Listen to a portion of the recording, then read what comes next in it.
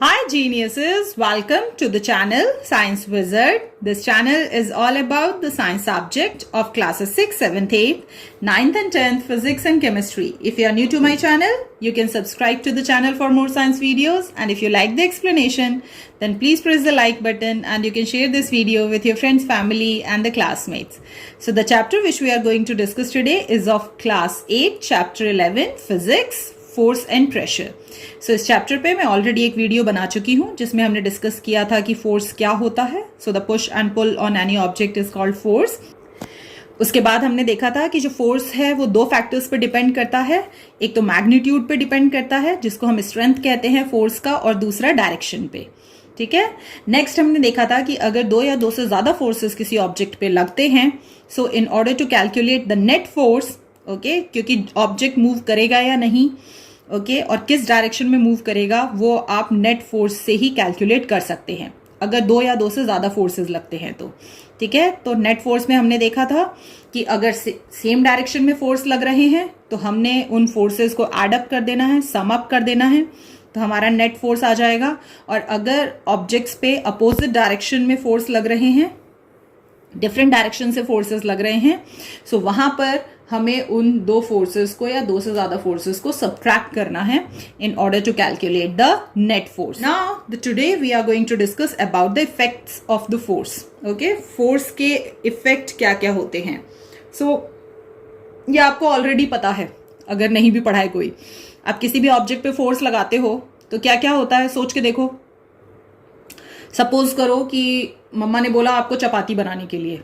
Okay, सो आप क्या करने वाले हो, you are going to apply the force on that dough, जो भी आटा है आपके पास. ठीक है, उस पर आप फोर्स अप्लाई करोगे. पहले उसकी बॉल बनाओगे, फिर बेलन से उस पर फोर्स लगाओगे तो चपाती बनाओगे, या फिर आप ट्रायंगल पराठा बना सकते हो, रेक्टेंगुलर पराठा बना सकते हो, पूरी बना सकते हो. You can give any shape.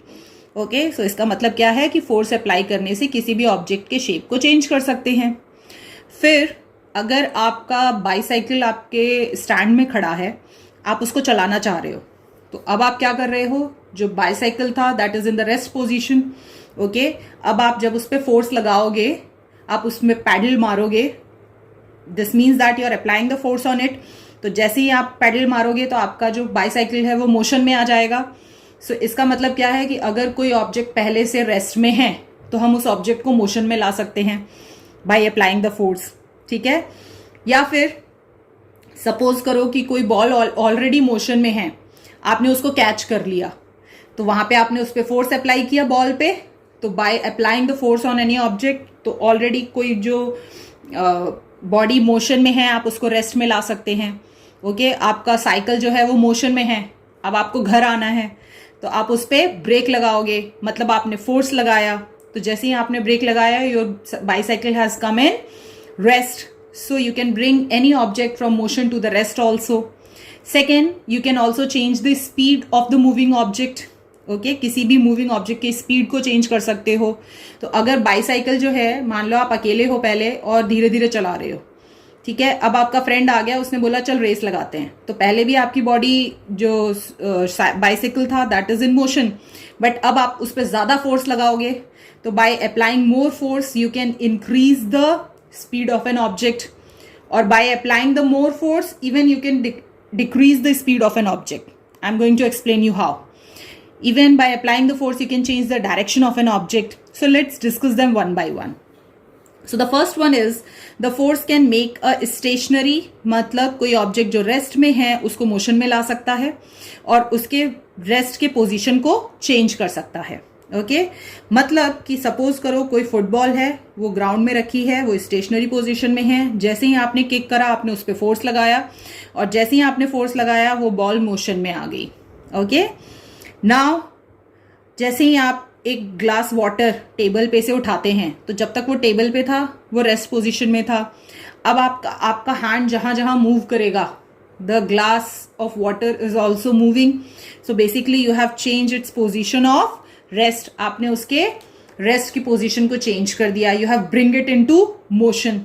And in the same way, if the object is already in motion, you can bring it to the rest also.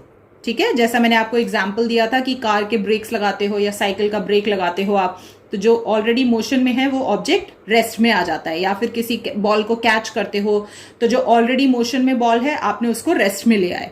So by applying the force you can make any stationary object move, or you can bring any moving object to the rest.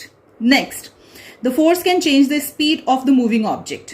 Okay, now if an object is already moving, okay, then in that case you can change the speed, you can increase or decrease the speed of that moving object by applying the force. अब थोड़ा सा सोचो और सोच के बताओ कि अगर कोई ऑब्जेक्ट ऑलरेडी मोशन में है, मुझे उस ऑब्जेक्ट की स्पीड को बढ़ाना है, तो मुझे किस डायरेक्शन में फोर्स लगाना पड़ेगा? उसके अपोजिट डायरेक्शन में, जिस डायरेक्शन में वो ऑब्जेक्ट मूव कर रहा है, या फिर सेम डायरेक्शन में मुझे और फोर्स लगाना पड़ेगा?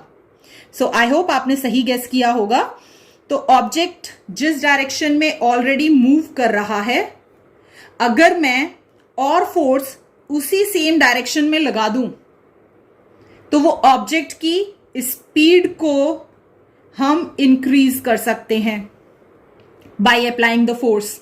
ओके, और अगर कोई ऑब्जेक्ट इस डायरेक्शन में मूव कर रहा है and if I want to decrease the speed of an object, then I have to apply the force in opposite direction, and in this case we can decrease the speed of an object. Okay, तो अगर आपको किसी moving object की speed को increase करना है तो आपको आपका जो फोर्स है वो उसी डायरेक्शन में लगाना है जिस डायरेक्शन में ऑलरेडी ऑब्जेक्ट मूव कर रहा है, और अगर आपको उसकी स्पीड को डिक्रीज करना है तो आपको अपोजिट डायरेक्शन में फोर्स लगाना है जिस डायरेक्शन में ऑब्जेक्ट ऑलरेडी मूव कर रहा है. ओके, सो अगर गोलकीपर है, ठीक है, फुटबॉल खेल रहे हैं और किसी प्लेयर ने गोल करा, तो जो गोलकीपर है वो बॉल पे फोर्स अप्लाई करता है और उसको कैच कर लेता है.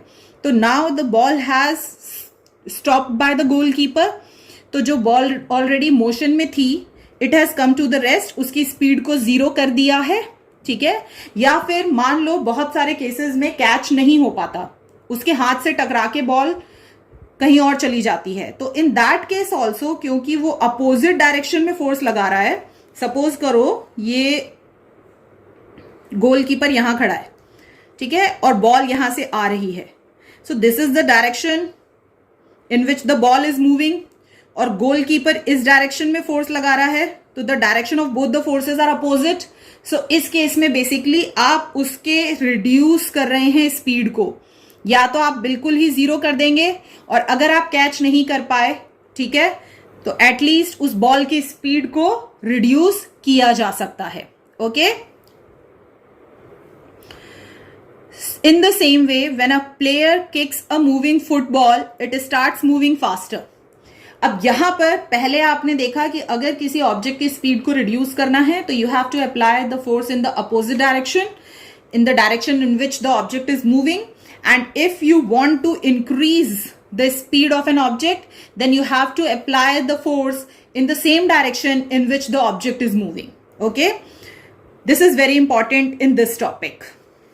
Now, next one is a force can change the direction of the motion of a moving object.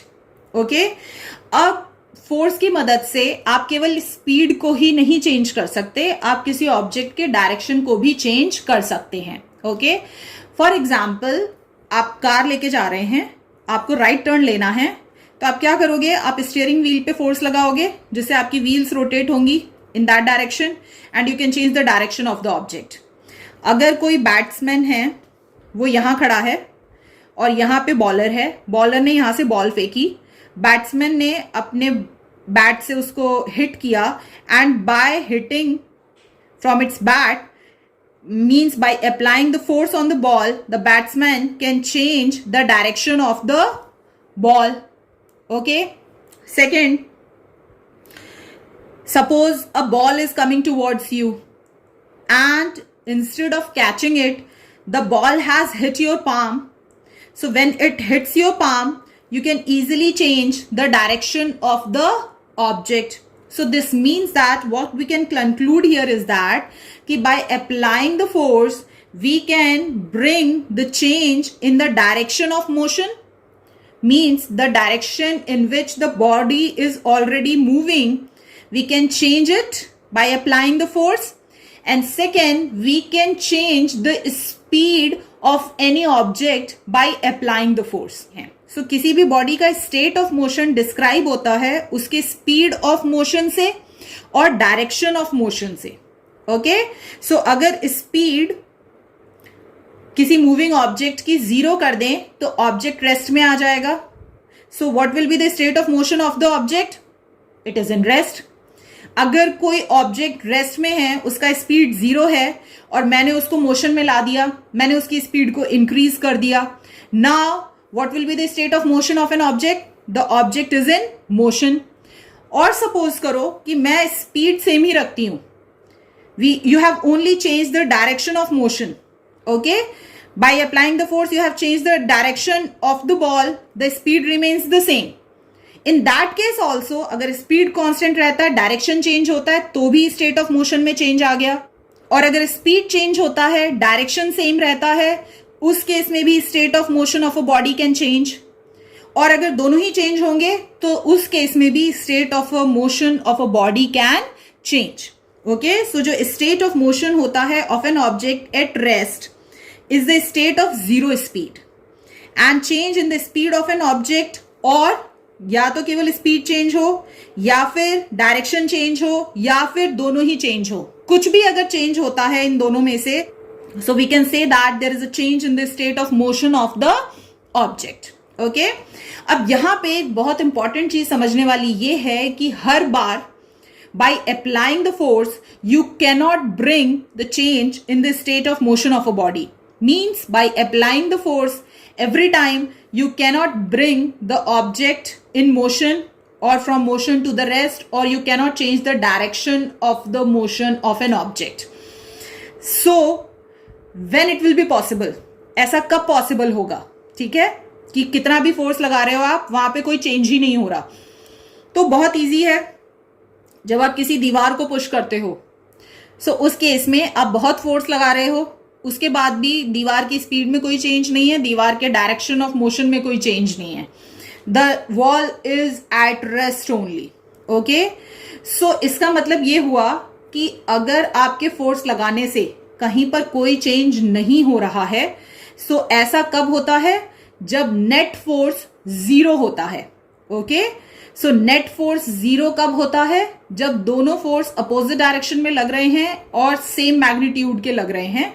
So the net force will be 0. मतलब कि आप जितना फोर्स वॉल पे लगा रहे हो, एग्जैक्टली वॉल भी सेम अमाउंट ऑफ फोर्स आप पे लगा रहा है, and both the forces are in opposite direction.